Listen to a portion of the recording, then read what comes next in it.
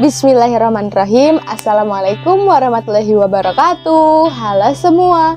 Nama saya Nadila Pratiwi. Saya dari kelas 1C Program Studi PGMI Universitas Islam Negeri Syarif Hidayatullah, Jakarta. Di dalam video ini saya akan menjelaskan materi kelompok 4, yaitu manusia dan lingkungan.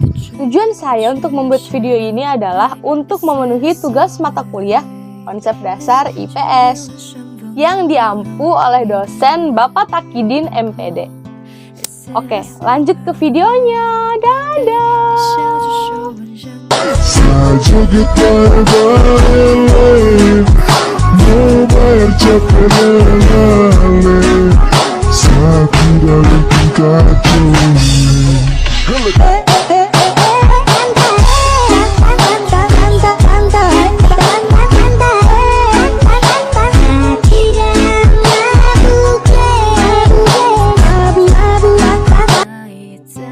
Pengertian manusia.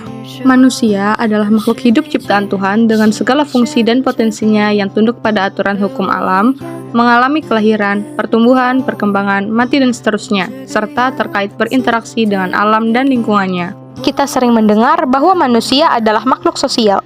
Selanjutnya, pengertian lingkungan. Lingkungan adalah suatu media di mana makhluk hidup tinggal, mencari penghidupannya, dan memiliki karakter serta fungsi yang khas yang terkait secara timbal balik dengan keberadaan makhluk hidup yang menempatinya, terutama manusia yang memiliki peranan yang lebih kompleks.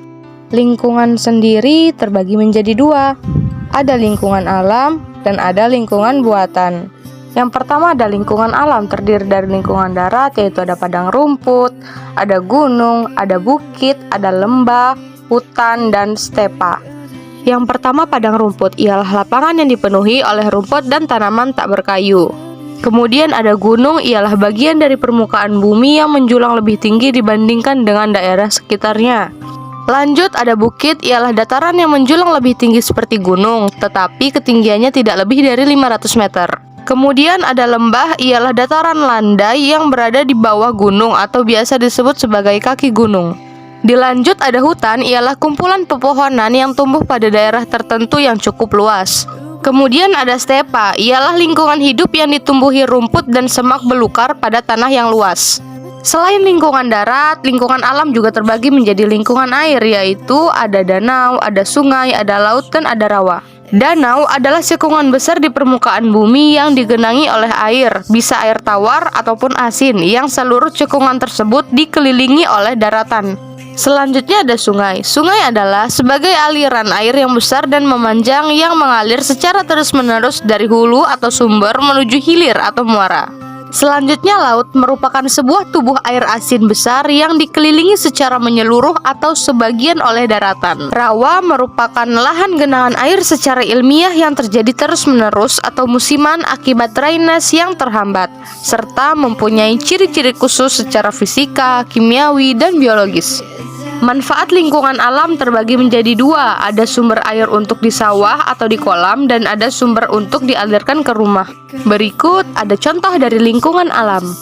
Selanjutnya ada cara menjaga lingkungan alam. Yang kedua, lingkungan buatan adalah lingkungan yang diciptakan untuk memenuhi kebutuhan hidup. Kegiatan tersebut sering dilakukan juga mengubah lingkungan sehingga mempengaruhi kehidupan sebagai suatu ekosistem. Ini merupakan contoh dari lingkungan buatan. Teman-teman tahu nggak sih apa aja manfaat lingkungan buatan? Di antaranya ada memenuhi kebutuhan masyarakat sebagai tempat rekreasi, kemudian ada menyimpan cadangan air, dan ada sarana edukasi, juga ada penunjang ekonomi masyarakat, serta sebagai pembangkit listrik. Lingkungan sosial adalah manusia yang berpengaruh terhadap perubahan dan perkembangan kehidupan kita. Ini merupakan faktor yang mempengaruhi interaksi sosial. Dan ini adalah nilai yang tumbuh dan berkembang di dalam masyarakat. Ada nilai material, ada nilai vital, dan ada nilai kerohanian. Kemudian ada bentuk-bentuk asosiatif, ada kerjasama, akomodasi, asimilasi, dan akulturasi.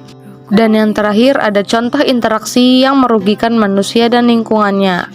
Ada penebangan pohon, penggunaan bahan kimia, dan penggunaan hewan yang berlebihan. Terima kasih, mungkin cukup sekian materi yang dapat saya sampaikan. Kurang dan lebih mohon dimaafkan. Wabillahi taufiq wal hidayah. Wassalamualaikum warahmatullahi wabarakatuh. See you next time di kelompok 5. Bye-bye.